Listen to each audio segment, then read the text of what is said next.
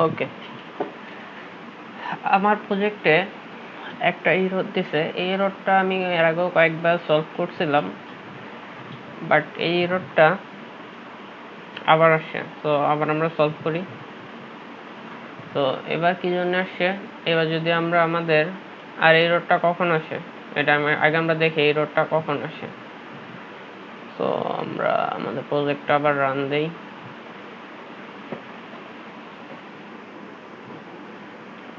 ওকে, sorry, আমাদের controller name কি home controller 1। তো প্রজেক্ট রান দিলাম, এই যে রান দেওয়ার সাথে সাথে এই এররটা চলে আসে। তো এররটা আসার কারণটা হলো, আমরা যদি আমাদের মক এমপ্লয়িতে দেখি, আমরা যদি এখানে আমরা লিস্টটা দেখি, এই লিস্টটা আমি এই যে প্রাইভেট একটা লিস্ট নিলাম, এই জায়গায় লিস্ট নিয়ে এই জায়গায় যখন আমি লিস্টের মধ্যে ডাটা রাখতে যাব, আমি ডাটা রাখার আগেই লিস্টটাকে বন্ধ করে দিছি। সো ফর দিস, এই জন্যই আমাদের এই লিস্টের মধ্যে ডাটা পায় নাই, আর এই ডাটা না পাওয়ার জন্যই আমার এই এররটা দিছে। সো আমরা যদি লিস্টটাতে আগে ডাটা রাখি, লিস্টটা না বন্ধ করে যদি ডাটা রাখলে মেনলি আমার ওইখানে লিস্টে আমার ডাটাটা দেখাইতে পারে না, আমার লিস্টে কোনো ডাটাই ছিল না, এই জন্যই আমার ওইখানে ওই এররটা দিছে।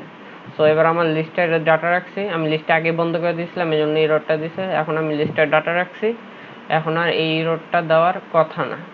সো আমরা যদি আমাদের প্রজেক্টটা রান দিই,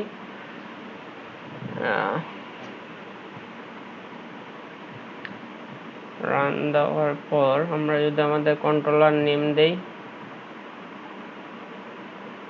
কন্ট্রোলার নেম কি হোম কন্ট্রোলার 1, এই তো হোম কন্ট্রোলার 1, এই যে আমার ডাটা কিন্তু চলে আসছে। ওকে, আমার ডাটা কিন্তু চলে আসছে। সো এই জন্য আমি আমার ডাটা তখন এররটা দেওয়ার কারণ হলো, আমি আমার এই মক এমপ্লয়িতে আগেই আমি এই ইয়াটা বন্ধ করে দিয়েছিলাম, আমি লিস্টটা আগেই ক্লোজ করে দিয়েছিলাম ডাটা না নিয়ে। সো এবার আমরা ডাটা নিলাম, ডাটা নেওয়ার পর লিস্ট ক্লোজ করলাম। সো এখন আমার এই এররটা চলে গেছে আর আমার ডাটাগুলি দেখাইছে। So that's it.